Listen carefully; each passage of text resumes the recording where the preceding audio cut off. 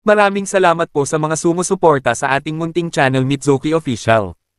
Padonate po sana via GCash. Mga master, salamat. Huwag po sanang e-escape ang ads natin, mga master, salamat.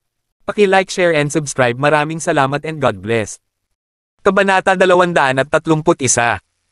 Si Mark Orleans ay nagkaroon ng matamis na panaginip. Nanaginip siya na kasama niya si Leona Logan pero wala silang nagawa. Tila hindi siya makagalaw kaya naman marahan na lang siyang inalagaan ni Leona. Naramdaman ni Mark na masyadong matamis ang panaginip na ito kaya ayaw niyang magising.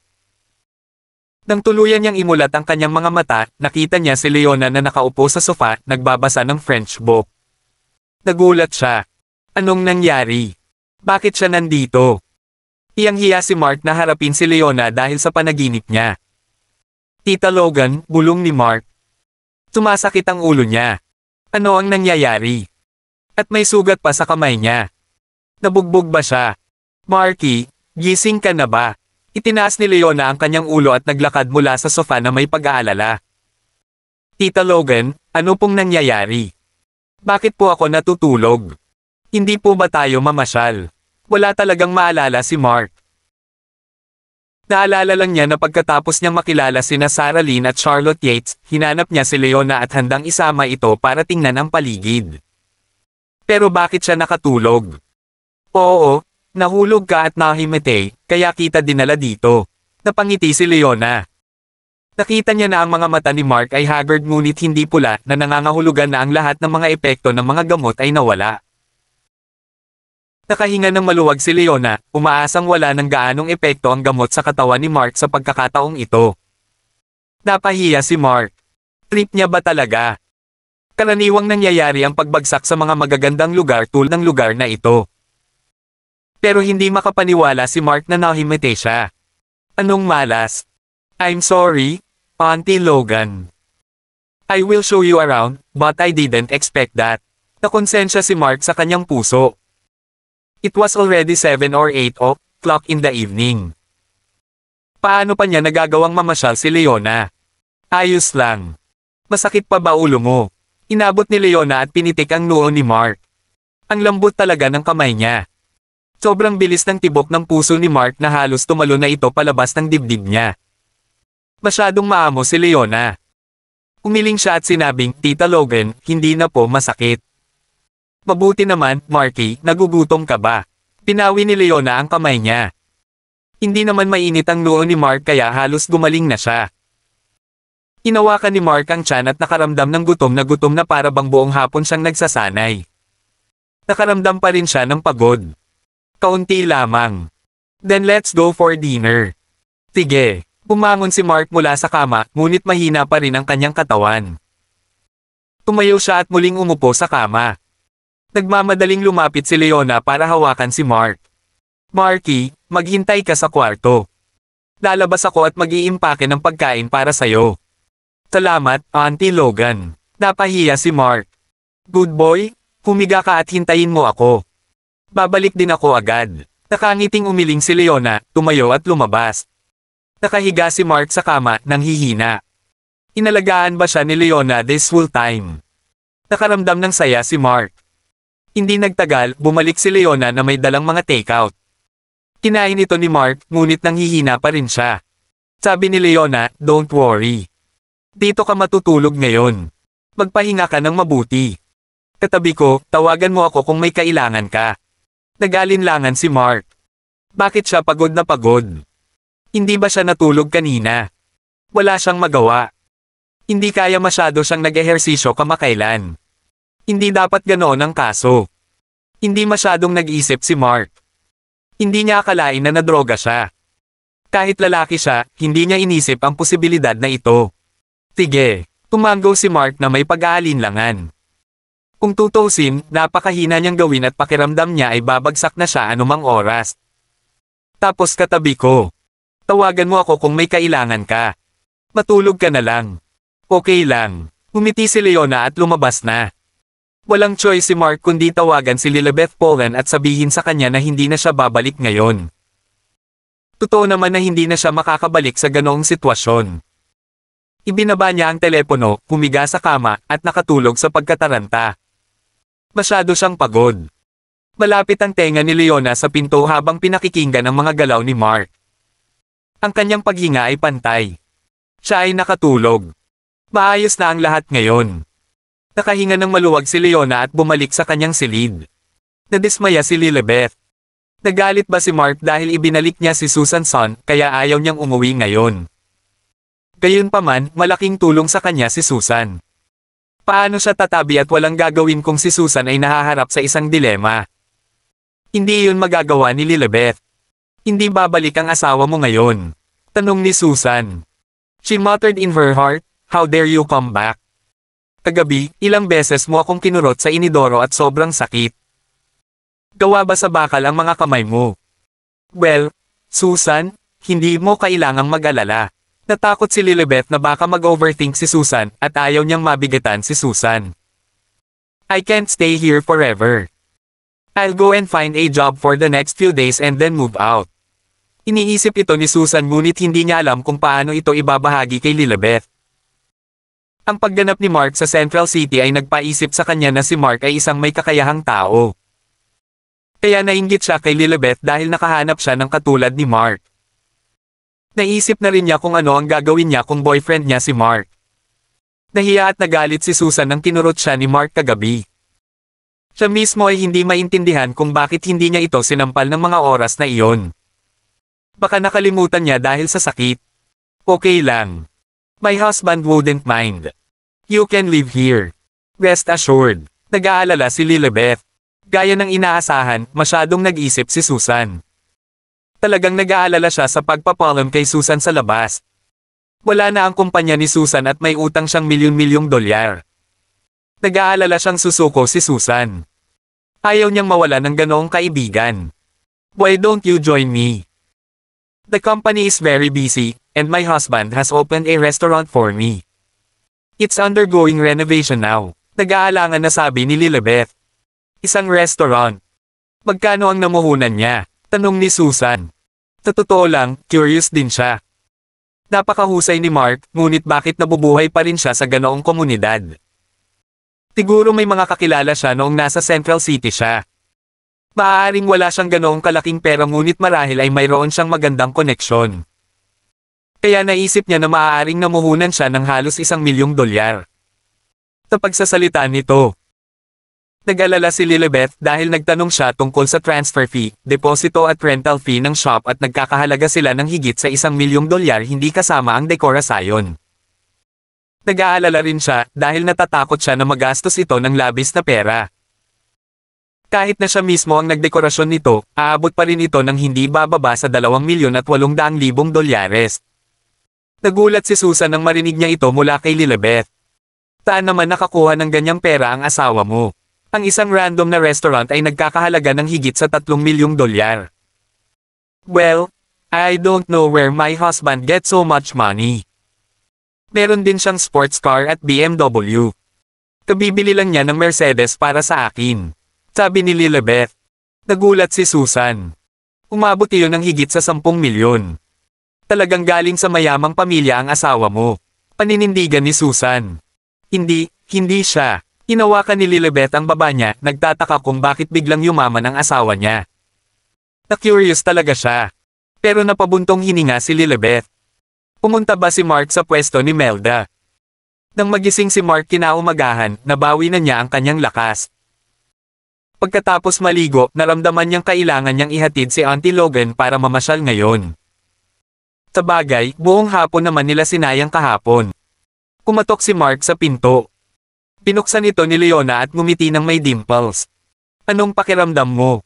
Very well, Auntie Logan. I will show you around today. Iminungkahi ni Mark. Okay, papakinggan kita. Nakahinga ng maluwag si Leona. Si Mark ay mukhang mas masigla na ikinagulat ni Leona. Naisip niyang mahina pa rin si Mark sa loob ng ilang araw. Tila dahil anak ni Karen si Mark, napakaganda rin ng kanyang mga gene. Nagkaroon siya ng pagkakataong maging dalubhasa sa pakikipaglaban. Matapos mag-almusal sina Mark at Leona ay nagsimula na silang mamasyal. Nandito pa rin si Laren Johnson at ang iba pang kaklase na nakilala niya kahapon. This time lahat ng gastusin ay binayaran ni Lerin para makapag-stay sila ng 3 araw. Anyway, maliit na halaga iyon para kay Lerin. Ngunit nang makita niya muli si Mark, nadismaya siya. Mas mabuting hindi na lang ako makatagpo ng ganoong lalaki sa hinaharap. Siyempre nakita din siya ng ibang kaklase. Hinitian siya ng mga ito. Napakawalandiya niyang maglakad ng lantaran. Ipinakita pa niya na may sugar mommy siya. Napailing si Lerin sa pagkabigo. Ayaw na niyang kausapin si Mark. Masyado na siyang maraming kausap kahapon. Naalala niya ang sinabi ni Mark kahapon, galing din ako sa mayamang pamilya, at may plaza. Tumawa siya ng malakas. Talaga. Paano niya nasabi ang mga ganoong salita? Hindi na tumingin si Lerin kay Mark at nagpatuloy sa paglalaro ng golf kasama ang kanyang mga kaklase. Naisip ni Mark na hindi masyadong masama ang lugar na ito. Kung kaya niyang magtayo ng resort dito in the future, it should be very profitable. Kinagabihan, nang pauwiin na sana ni Mark si Leona, nakita niyang naglalakad si Lerin. Napasulyap si Lerin kay Mark at napailing sa disappointment. Walang choice si Mark kundi kunin ang plaza contract sa kotse at maglakad papunta sa kotse ni Lerin. Inis na inis si Lerin. Anong ginagawa mo? Sasabihin mo pa ba na galing ka sa mayamang pamilya? Kabanata 232. Lerin, kung hindi ka naniniwala sa akin, tingnan mo ito. Inabot ni Mark ang kontrata. Nadismaya si Lerin Johnson. Enough. I didn't thought that you capable to do this. What's the point? Nasaan na ba ang batang inosente noong high school na kilala ko noon? Ngayong naging sugar baby ka, naging ganito ka na. Mayabang. Pinitawan mo ako. Pinalo niya ang accelerator at umalis. Kailangan niyang harapin ang ilang bagay. May isang kalye na pag-aari ng kanyang pamilya. Nakatanggap lang siya ng tawag sa telepono. Nagkaroon ng aksidente sa isang restaurant sa kalyeng iyon. Kinailangan niyang harapin ito. Kung tama ang pagkakaalala niya, Mel Demain ang tawag sa may-ari ng restaurant na ito. Pagkaalis ni Lerin, hindi na nakaimik si Mark. Kaya lang niyang tanggalin ang kontrata. Are you trying to court Lerin? She is very rich. Ang daming gustong makasama. Isa pa, she don't entertain the idea of having a sugar baby. Ang mga kaklase na ito ay dumating upang makita si Lerin. Tutal, nabayaran na ni Lerin ang lahat ng mga gastusin, at maaari silang mag-enjoy sa farmhouse ng isang araw pa. Tama. Are you trying to mooch off Lerin? You should look at yourself in the mirror. Sobrang sama ng loob ng ibang kaklase. Nandito pa rin si Mark, ibig sabihin ay nag-overnight na sila ng magandang babae. May ginawa ba sila kagabi? Sa pag-iisip nito, naiinggit sila at naiinggit. Bakit napakaswerte ni Mark? Tinulyapan sila ni Mark at sinabing, F*K off. Nagmamadali si Mark na pauwiin si Leona Logan. Kung hindi siya uuwi ngayon, mag-overthink si Lilibeth Polan, kaya ayaw niyang mag-aksaya ng oras sa mga taong ito. Pinuksan ni Mark ang pinto at pumasok. Pagkatapos ay pinalis niya si Leona. Galit ang mga kaklase. Hoy! How dare he curse at me? Ang bastos talaga. Gusto mo pa bang pag-usapan ang tungkol sa personalidad ng batang gigolo? Tama. Napakawalandiya ng mga katulad niya. Nasusuka ako kapag kausap ko siya. Huwag na tayong mag-aksaya ng oras. Punta tayo sa hot spring. Hihil. Ang sarap magkaroon ng kaibigang mayaman na tulad ni Lerin. 3 araw pa tayo dito. Oy guys, may mayaman pa ba dito? Huwag mo kaming kalimutang isama para magsaya. Hindi. Paanong may mayaman dito? Diba sabi ni Mark galing din siya sa mayamang pamilya? Haha, nakakatuwa. Magbibiro ka. Nagtawanan at walang katapusang kinutya ang mga kaklase. Pagkatapos ay tinahak nila ang daan patungo sa mga hot spring. Nagbibiro ba siya? Mayaman ba si Mark? Hindi sila maniniwala maliban kung nakita nila ito sa kanilang sarili. Si Mark ay nagmaneho pabalik kasama si Leona. Tuwang-tuwa pa rin siya ngayon. Nakangiti si Leona sa buong oras. Sa totoo lang, magiging mas maliwanag ang kanyang buhay kung makikita niya ang magandang ngiting iyon sa buong buhay niya. Tita Logan, magpahinga na po kayo, sabi ni Mark. Kung tutuusin, medyo nag-aatubili siyang makipaghiwalay sa kanya. Okay. Ingat sa pagmamaneho. Humiti si Leona at binuksan ang pinto. Tinabi ni Mark na dadalhin niya si Leona sa ibang lugar bukas dahil hindi niya alam kung gaano ito katagal mananatili. Sige, susundan na lang kita. Tumanggo si Leona. Nakahinga ng maluwag si Mark. Isinara ni Leona ang pinto at si Mark ay bababa na sana. Gayunpaman, pagdating niya sa elevator, bumukas ang mga pinto ng elevator at tumambad ang isang Melda na pagod at haggard. Hindi niya nakita si Mark at tulala siyang lumabas ng elevator. Nagulat si Mark. Anong meron kay Melda? Anong nangyari sa kanya? Naisip niya. Melda, okay ka lang? Tanong ni Mark na may pag-aalala. Mukhang pagod na pagod si Melda, at medyo kumirot ang puso ni Mark. Ah, Mark. Nang matauhan si Melda at nalaman na si Mark iyon, nagkaroon siya ng pag-asa sa kanyang puso. Pagdating niya sa restaurant, nalaman niyang sinubukang bawiin ng landlady ang kanyang tindahan. Nag-expire na ang lease, ngunit ang restaurant ni Melda ay na-renovate noong nakaraang taon. Noong panahong iyon, nangako ang landlady na palawigan ang lease, kaya naman napagpasyahan ni Melda na ay renovate ang shop sa unang pagkakataon. Ngunit ngayon, ibinalik ng landlady ang kanyang pangako at nagpasya na ibalik ang tindahan sa halip. Napag-usapan na ito ni Melda sa may-ari, ngunit walang ibang paraan. Labis siyang nag-aalala, at nagkaroon din ng panibagong insidente sa isa pa niyang restaurant. Nang maghain ng pagkain ng isang empleyado, aksidente niyang nabangga ang isang patron at aksidenteng natapon ang pagkain sa kanya. Ang problema ay ang patron na ito ay isang maimpluwensyang tao. Nawalan na siya ng $3 milyong mula sa insidenteng iyon. Ito ay hindi seryoso, ngunit siya ay naglalabas pa rin ng isang kapalaran upang bayaran ang patron. Hindi niya alam kung may kahihinatnan pagkatapos ng insidente. Melda, anong nangyari? Tanong ni Mark na may pag-aalala. Lahat. Nakaramdam ng pagod si Melda pagkatapos ng mga hindi magandang pangyayaring iyon. Tila ang pinakamagagandang restaurant niya. Pero ngayon, dalawang magkahiwalay na insidente ang nangyari sa dalawang restaurant na iyon. Napabuntong hininga si Melda.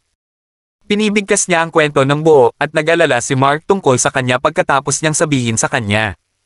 Don't worry about it. Tasama ako sa inyo para makita ang landlord bukas, sabi ni Mark. Una na tayo sa umaga. Hihintayin ko muna si Auntie Logan. Hindi siya pwedeng tumabi at panoorin si Melda na nagkakagulo. Salamat. May appointment ako sa kanya ng 8:00 ng umaga. Naantig si Melda. Okay, give me the address of your restaurant. I'll head there first thing tomorrow morning, tanong ni Mark. Binigay sa kanya ni Melda ang address ng pasalita at binanggit ito ni Mark sa kanyang ulo at sa wakas ay sinabing, magpahinga ka, Melda. Sige. Bumaba si Mark ng elevator. Naantig si Melda sa kanyang mga ginawa at bumalik sa kanyang tahanan. Nag-drive pabalik si Mark. Pasado 9:00 na ng gabi. Pinuksan niya ang pinto at pumasok.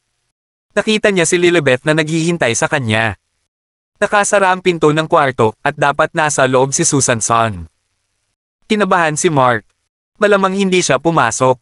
Ibuhos ang bagay na iyon kay Lilibet, di ba? Honey, lumapit si Mark.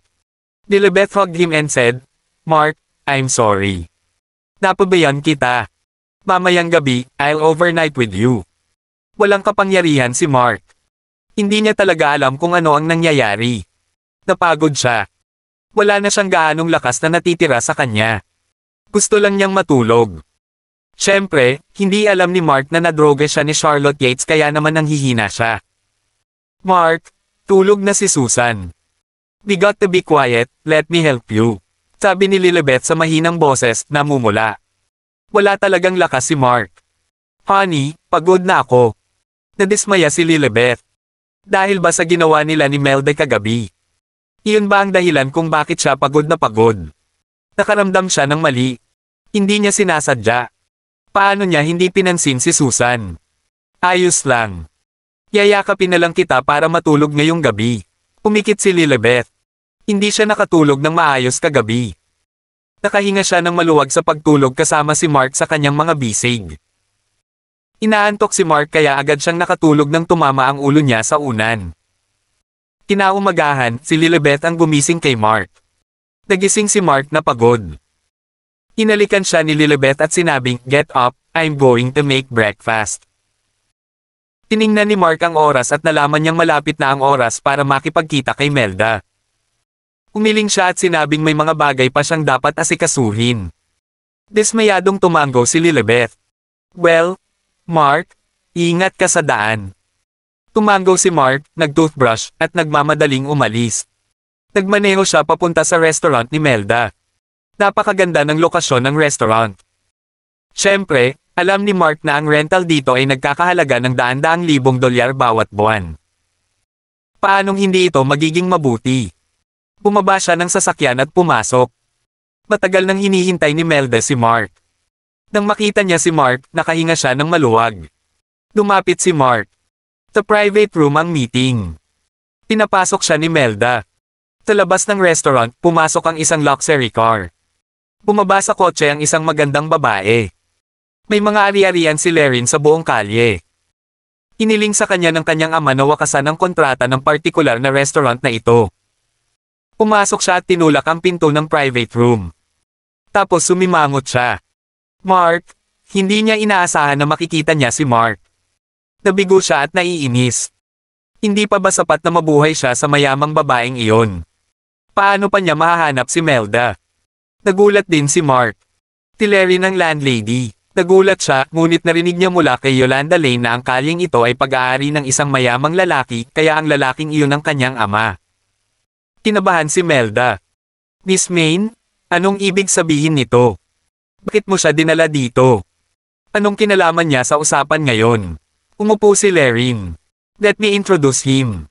He is, naramdaman ni Melda na medyo impolite si Lerin, pero maipakilala lang siya nito. Na hindi na kailangan. Kilala ko siya. Sumulyap si Lerin kay Mark, umiling, at nagpatuloy, hindi ko maintindihan. Bakit mo siya pinapunta dito? Upang magalok sa iyo ng ilang suporta. Nagulat si Melda, ngunit gaman ang loob niya. Mayaman din si Mark kaya dapat kilala niya ang mga katulad ni Lerin. Gayunpaman, nang marinig niya ang huling pangungusap ni Lerin, nagulat si Melda. Nagka-fallout ba sila ni Mark? Lerin, list down your terms and conditions. Ano ang dapat niyang gawin para ma-renew ang kontrata niya? Ayaw ni Mark na mag-aksaya ng oras. Kailangan pa niyang samahan si Leona. Kondisyon. Ano ang nagbibigay sa iyo ng karapatang hilingin ang mga iyon? Umiling si Lerin. I'm really disappointed to see you today. How could I have classmates like you? Hindi nakaimik si Mark. Lerin, na-misunderstood mo talaga ako. Misunderstanding. Akala mo ba misunderstanding? Nakakatuwa kung paano ka nagsisinungaling nang hindi kumukurap. Ngumisi si Lerin. Hindi ako nagsisinungaling. Galing ako sa mayamang pamilya, at ang plaza, may plaza ka, di ba? Naiinis na sabi ni Lerin. Miss Johnson, may plaza si Mark. Sabi ni Melda. Talaga? Pinagtatanggol mo ba siya ngayon? Tumayo si Lerin at ayaw nang magsalita. The contract is terminated. You can leave now. Isa pa, isang bagay na pinaayaw ko ay ang pagsisinungaling. Paano kung dalhin kita sa plaza ko? Mahinaong sabi ni Mark.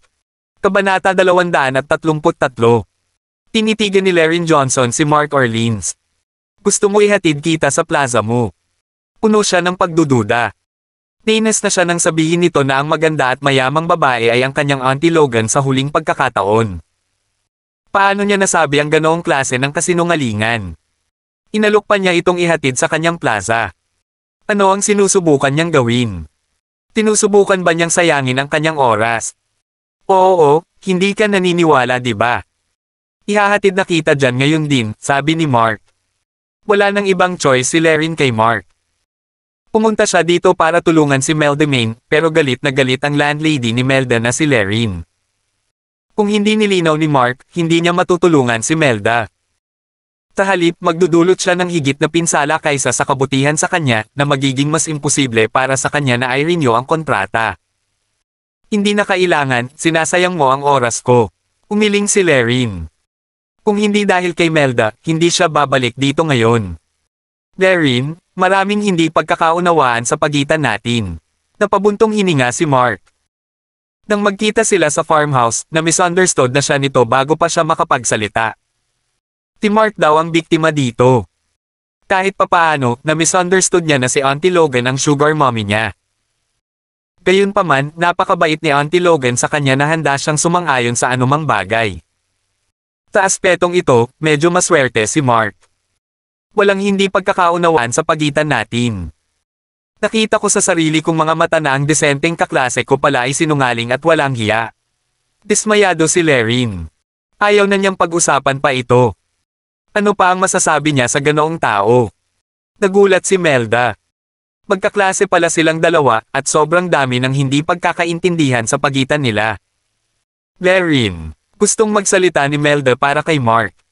Hindi na kailangang magsabi ng kahit ano. Naglakad na si Lorraine palabas. Napabuntong hininga si Melda. Tila wala ng paraan para ma-extend pa niya ang kanyang kontrata, kaya wala siyang choice kundi umalis. Melda, maghintay ka muna, sabi ni Mark. Mark, it's all right. Don't shortchange yourself para lang matulungan mo ako. Nalungkot si Melda. Nakita ni Melda na pinahiya ni Lorraine si Mark, nakaramdam ng kirot sa puso. Pakiramdam niya ay napinsala si Mark. Ayaw kasing marinig ni Lorraine ang paliwanag ni Mark. Naramdaman ni Melda na hindi niya papayagang mapahamak si Mark kahit na ano pa ang mangyayari sa kanyang restaurant. Sige. Nag-walkout si Mark. Sa pagkakataong ito, kailangan niyang tulungan si Melda. Hinabol niya si Lorraine at naglakad patungo sa sasakyan nito. Lorraine, bakit kailangan mo akong tingnan ng ganyan? Mukha ba talaga akong taong nabubuhay sa ibang babae? Si Mark ay partikular na walang magawa. Oo nga. Una, hindi ka mayaman. Pangalawa, wala ka pang 20 years old. How could you afford a BMW 7 Series? Saan ka kumuha ng pera pambili ng plaza? Inis na inis si Lorraine. Nasabi ko na rin na galing ako sa mayamang pamilya. Walang imik talaga si Mark. Nilinaw na niya sa oras na iyon. Tama na yan. Naiinis na sabi ni Lorraine. Pinagtatawanan mo pa ba ako sa pagpapanggap mong mahirap noong high school tayo? Napaka-petty mo talaga. Alam ni Mark na kung ipagpapatuloy niya ang pagpapaliwanag, mas malalalim ang pagkiling ni Lorraine sa kanya. Nairita si Mark. Masyadong malayo na ito. Aniya, kung mula ka sa isang mayamang pamilya, hindi ibig sabihin na hindi rin ako maaaring mula sa isa. Hindi naman sa bawal kang manggaling sa mayamang pamilya, pero patunayan mo sa akin. Sino ang mga magulang mo? Naiinip na tanong ni Lorraine. Kung sasabihin ko sa iyo, ang kumpanya ng iyong ama ay mabibili ng aking ina, mahinahong sabi ni Mark. Ang mga ari-arian ng pamilya ni Lorraine ay nagkakahalaga lamang ng higit sa 2 bilyong dolyar. Kung sinabi niya sa kanyang ina, bibilhin niya agad ang lahat, hindi ba? Lalong nandidiri si Lorraine sa kanya. Mark Orleans, nasisiraan ka na ba ng bait? Nakakatawa kang sinungaling. Ang kumpanya ng kanyang ama ay nagkakahalaga ng daan-daang milyong dolyar. Kakayanin kaya niyang bilhin ang kumpanyang iyon. Naisip ba niya na nasa palengke sila, na mura ang mga bagay?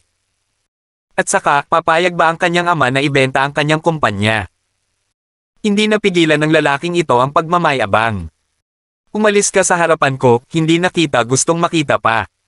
Naiinis na sabi ni Lorraine at pinaandar ang makina ng sasakyan. Sa oras na ito, 2 sasakyan ang pumasok mula sa labas. Laking gulat ni Lorraine dahil isa sa kanila ay pag-aari ng kanyang ama. Anong ginagawa ng tatay niya dito?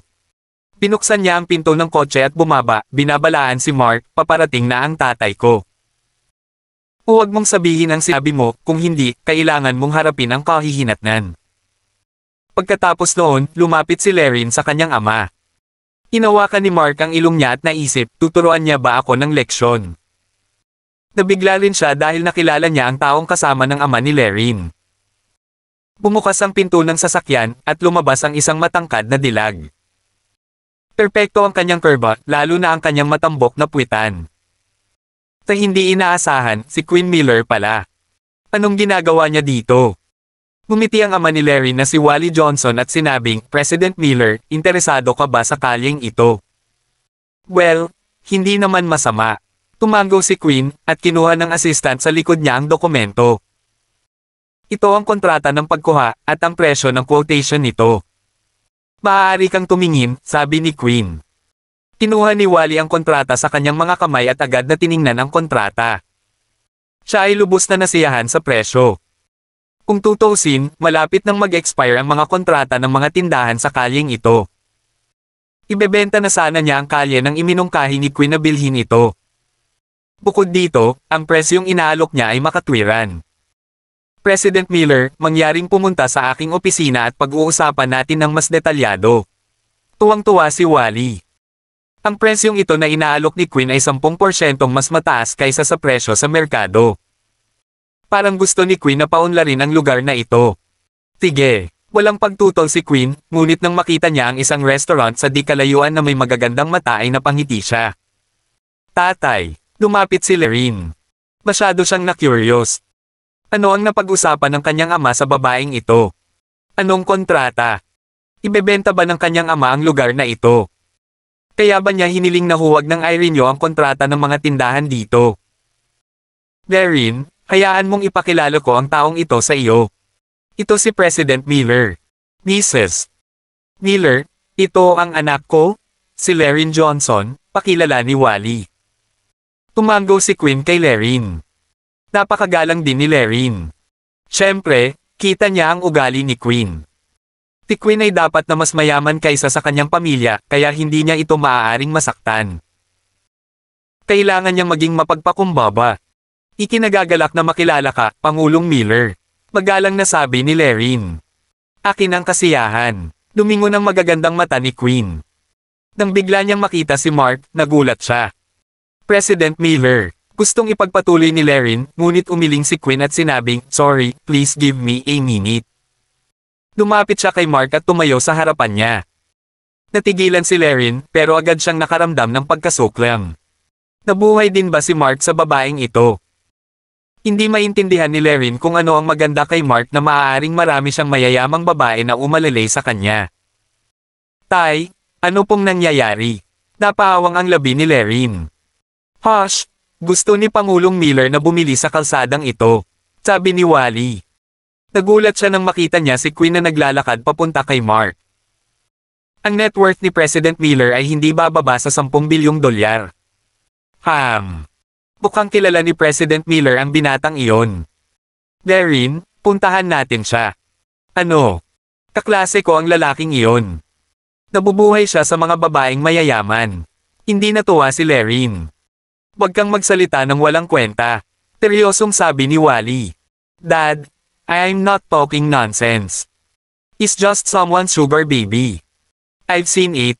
Siguradong sinuportahan siya ni President Miller noon pa. Kung hindi, paano niya siya makikilala? Wala akong makausap, umiling si Lorraine. Lorraine, huwag kang ang magsalita ng kalokohan. Pambihira yata ang ugali ng binata na to. Na-misunderstood mo siya. Naranasan ni Wally. Paanong hindi niya nakikita ang kawalang interes sa mga mata ni Mark? Ito ay hindi isang bagay na mayroon ng mga ordinaryong tao. Hindi naman ito sineryoso ni Lorraine. Paano niya siya naiintindihan? Halatang nagsisinungaling si Mark.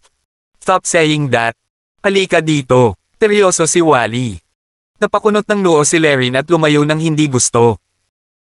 Ngunit nang pumunta siya, narinig niyang sinabi ni Queen, pumunta ka ba dito para bilhin din ang lugar na ito? Gusto mo bang nakawin sa akin ang deal na ito? Ano? Nais niyang bilhin ang kalyeng ito. Paano ito naging posible? At gusto niyang nakawin ang deal na ito. Ano ang ibig sabihin noon? Natigilan si Lorraine. Hindi, namulat si Mark. Si Queen, na kumukuha ng ibang mga lugar, ay tila nahilig sa lugar na ito. Mukhang maganda ang takbo ng negosasyon. Malamang pag-aari ni Queen ang kalyeng ito. Gayunpaman, kung isasalang-alang ang relasyon ni Queen kay Melda, maaari pa rin bang ipagpatuloy ni Melda ang pagpapatakbo ng kanyang restaurant dito? Pinili mo ba itong kalyeng ito? Tanong ni Mark. Kailangan niyang ipaglaban ito para kay Melda. Oo ako, gusto mo ba? Malumanay ang boses ni Queen na parang walang kwentang tanong. Umiling si Mark. Paano kaya siya nasa mood bumili nito? Bagamat isang tawag na lang niya para makuha ito, ngunit ayaw ni Mark na bilhin ang lugar na ito. Kung gusto mo, ibibigay ko. Nagpatuloy si Queen. Ano? Nagulat si Lorraine. Ang kalyeng ito ay nagkakahalaga ng hindi bababa sa daan-daang milyong dolyar. Paano niya ito maibibigay kay Mark nang walang pakialam? Natigilan si Lorraine. Ano ang nangyayari? Kabanata 234. Paulit-ulit itong pinag-isipan ni Larry Johnson. Dalawa lang ang posibilidad. Una ay ang Mark Cannon ay napakakakit-akit na si Pangulong Miller ay hindi nag-atubiling gumastos ng daan-daang milyong dolyar upang pasayahin siya.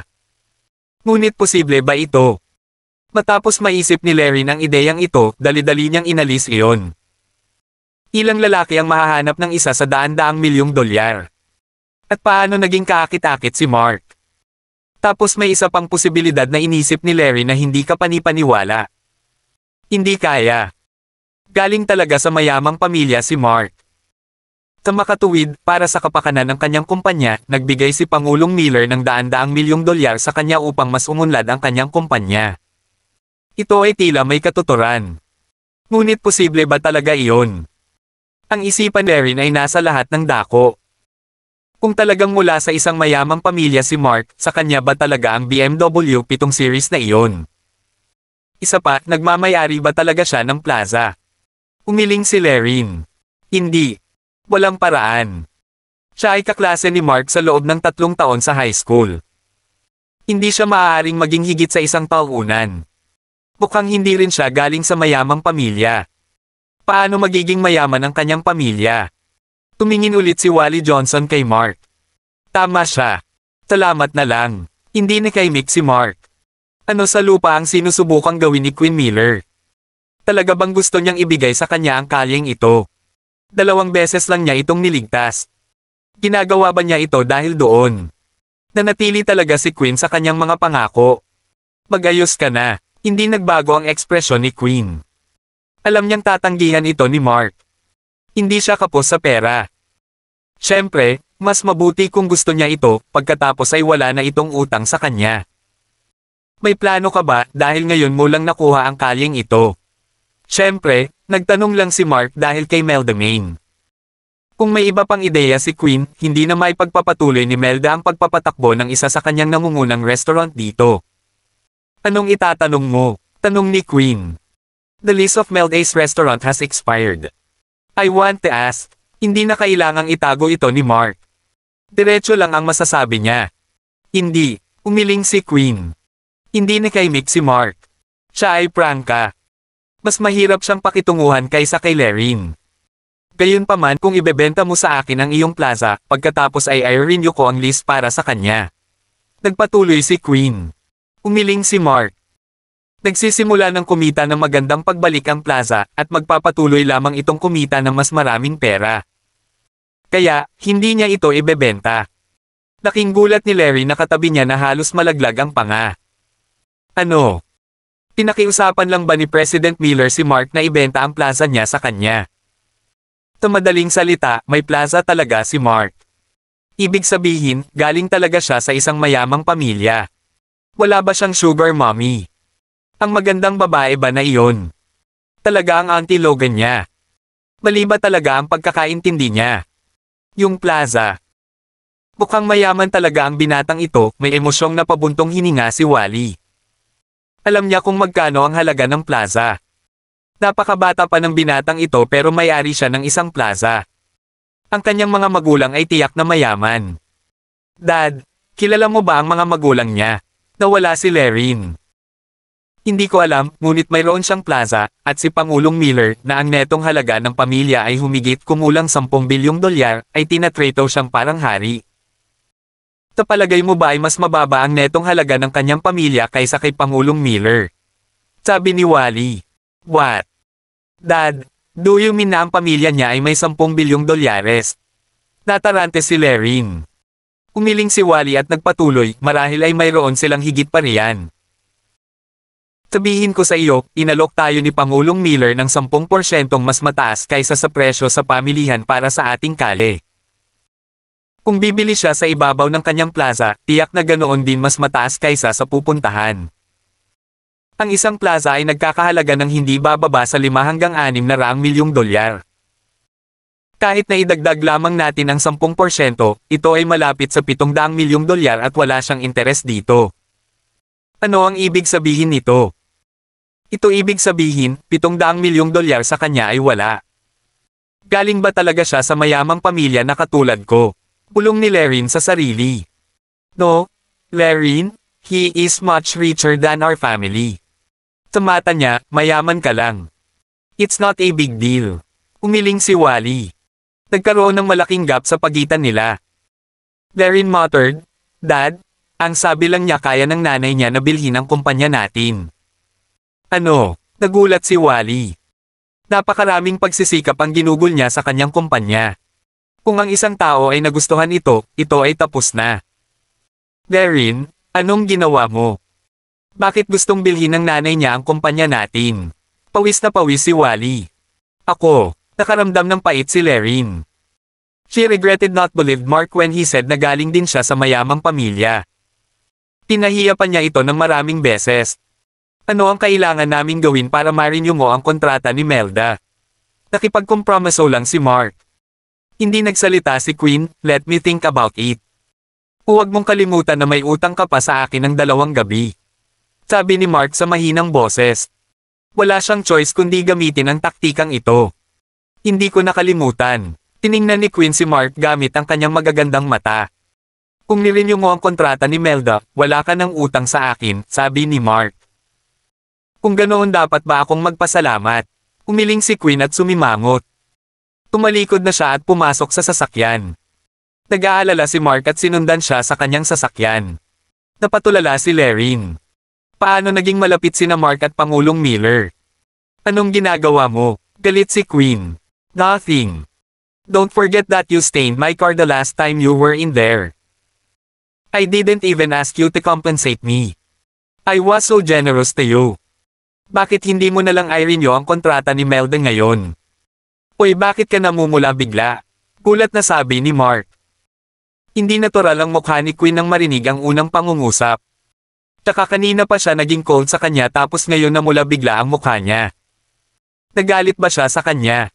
Tumahimik ka. Nahihiya at nagalit si Queen. How dare he utter such words? Nabasa siya last time dahil napanaginipan niya iyon. Humihingi ng tulong si Mark.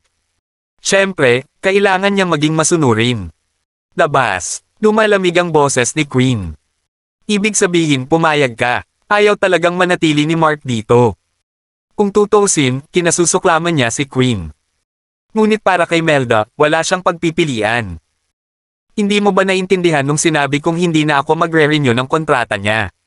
Tinitigan ni Queen si Mark gamit ang magagandang mata. Ang dahilan kung bakit niya gustong bilhin ang lugar na ito ay hindi lang dahil maganda ang negosyo dito, kundi dahil gusto niyang maghiganti kay Melda. Natahimik si Mark. Nagsusumikap siyang humanap ng paraan. Ngunit masyadong matatag si Queen. Baka may kinalaman ito kay Melda. Kung tutusin, may sama ng loob si Melda kay Queen, kaya normal lang na gumanti siya. Napaka-unpredictable ng mga babae. Labas, nagpatuloy si Queen. Tinulyapan siya ni Mark, binuksan ang pinto, at lumabas ng walang sabi-sabi. Umunat ang noo ni Queen. Hindi man lang siya naglakas loob na gumanti. Marahil ay pumayag siya dahil sa inis kung siya ay matyaga. Magmaneho. Ipinikit ni Queen ang kanyang magagandang mata at nakaramdam ng sama ng loob sa walang dahilan. Mabagal na humandar ang sasakyan. Umalis na si Queen. Nawala sa isip si Mark. Pinata. Lumapit si Wally at ngumiti. Napatingin si Mark sa kanya. Siya siguro ang ama ni Lerin. Hello, Mr. Johnson. Kailangan niyang maging magalang sa lalaking ito. Please don't take my daughter's words to heart. Hindi niya sinasadya, sabi ni Wally. Nag-aalala siya na talagang bibilhin ng ina ni Mark ang kumpanya niya dahil lang sa hindi niya nasisiyahan. Ang lahat ng kanyang mga pagsisikap ay mapupunta sa sayang. Walang sabi-sabing ibinaba ni Lerin ang ulo. Natarante siya dahil hindi niya akalain na mas maraming pera si Mark kaysa sa kanya. Panaginip ba ito? Bakit siya nanaginip pa? Huwag kang mag-alala tungkol dito. Umiling si Mark. Hindi niya talaga maalala ang sinabi nito. That's good. You guys should continue talking. Lerin, I'm heading back to the office. I have things to discuss with President Miller. Nakahinga ng maluwag si Wally. Tinabi sa kanya ng ekspresyon ni Mark na makatitiyak siya. Naging mas maingat si Ler nang umalis ang kanyang ama. Nag-iisip si Mark ng paraan para maibalita kay Melda. Hindi niya sinasadyang dalhin si Lerin sa kanyang plaza dahil hindi na sa kanyang pamilya ang kaling ito. Bakit kailangan niyang mag-aksaya ng oras sa kanya kung ganoon? Pumasok si Mark sa loob. Mark, tigaw ni Lerin. Lumingon si Mark at nagtanong, maaari ba kitang tulungan? Diba sabi mo ihahatid mo ako sa plaza mo? Sabi ni Lerin na may kislap na pag-asa sa puso. Wala akong oras, umiling si Mark. Dahil determinado si Queen, kailangan niyang humanap ng paraan. Saan ang plaza mo? Pupunta ako at titingin mag-isa. Napakagatlabi si Lerin. Akala ko ba hindi ka naniniwala sa akin? Bakit ngayon mo pa gustong makita? Natarante si Mark. Ano ang silbi ng pagpunta sa kanyang plaza kung hindi siya naniniwala na siya ang may-ari nito? Ako. Hindi pa rin naniniwala, sabi ni Lerin sa mahinang boses. Paano siya naging mas mayaman kaysa sa kanya? Hindi niya namalayan noong nasa paaralan sila. Kahit ano, sabi ni Mark habang naglalakad papasok. Wala siyang balak na kumbansihin siya muli. Napahiya si Lerin, sabi mo dadalhin mo ako doon. Are you going against your words now? What do you mean by that? Just because you're richer than me does not mean you can look down on me. Kabanata 235. Galit na sinundan siya ni Lerin. Hoy, dahil lang sa mas mayaman ka sa akin, minamaliit mo ako ngayon. Natarante si Mark Orleans. Kumunat ang noo niya at sinabing, kailan ba kita minamaliit? Parang ikaw ang laging minamaliit, remember? Ay, hindi nakaimik si Lerin. Tinabi niya iyon, ngunit tila napaka-imposible. Noong nag-aaral siya, napakahirap niya. Tinong mag-aakala na ang isang mayamang pamilya ay mayroon lamang 2 set ng uniforme para sa buong semestre ng paaralan. Matagal ko nang sinabi sa'yo na galing ako sa mayamang pamilya. Ayos lang kung hindi ka maniniwala sa akin pero tinawag mo pa akong sugar baby. Hindi ba't lagi mo na akong nakikita? Tanong ni Mark. Ikaw ang minamala sa akin tapos ngayon sinasabi mo na minamaliit kita. You're being ridiculous. How should I respect you after all you have done and said? At saka, netong pamilya mo. Worth is only $1 billion. Ano ang gusto mong isipin ko sa iyo? May karapatan ka bang hilingin na igalang kita? Tanong ni Mark. Napakayaman ng kanyang ina at mayroon siyang higit sa $1 bilyong. Ano si Lerin sa mata ng kanyang ina? Umaagos ang galit kay Lerin. Anong karapatan mong sabihin yan? Dahil mas mayaman ang pamilya ko kaysa sa iyo, at hinding-hindi ko mamahalin ang sinuman. Hindi kita minamaliit. Ikaw kasi. What's wrong with me? Dahil lang sa napapaligiran ako ng mga magagandang mayayamang babae, kaya automatic na matatawag mo akong sugar baby. Anong klaseng mentality meron ka? Akala mo ba ikaw lang ang galing sa mayamang pamilya? Tinitigan siya ni Mark, nakaramdam ng inis. Hindi ako ang nagsimula nito. Ang monitor ng klase ang nagsimula nito. Matapos pakinggan ang sinabi ni Mark ay tuluyang bumagsak ang mga luha ni Lerin mula sa kanyang mga mata. Nakaramdam siya ng li. Oh, sabi ba ng class monitor? Do you dare to tell me na hindi mo rin sinabi? Ikaw pa nga ang sinasabi sa mukha ko, sabi ni Mark. Nipatikip ng bibig si Lerin at umiyak. Hindi pa siya napahiya ng ganito. Kung gusto mong respetuhin kita, gagawin mo rin ba ito sa akin? Kung minamaliit mo ako, bakit kita igagalang? Ano ang iniiyakan mo? Umuwi ka na at umiyak ka, walang lugar ang mga luha mo dito. Tumalikod na si Mark at umalis. Ayaw niya talagang sayangin ang oras niya kay Lerin. Nang makitang umalis si Mark matapos siyang turuan, lalo siyang umiyak. Sa pagkakataong ito, lumabas sa private room si Meldemain na matagal nang naghihintay. Nang makita niyang umiiyak si Lerin, nagulat siya. Mark, anong meron? Wala. Umiling si Mark at patuloy na sinabi kay Lerin, umiiyak ka pa rin ba? I had been this for so long, yet I didn't shed a tears. Why do you have to cry? Hindi ka ba nahihiya? Patuloy sa pag-iyak si Lerin. Tinakpan niya ang bibig niya at tumakbo palabas. Hindi na mapakali si Mark na bigyan pa siya ng pansin. Melda, huwag kang mag-alala. Aayusin ko ang problema mo. Tigasalamat sa'yo. Gaman ang pakiramdam ni Melda nang marinig iyon. Dahil alam niyang tutuperin ni Mark ang pangako niya. Kumuha tayo ng pagkain.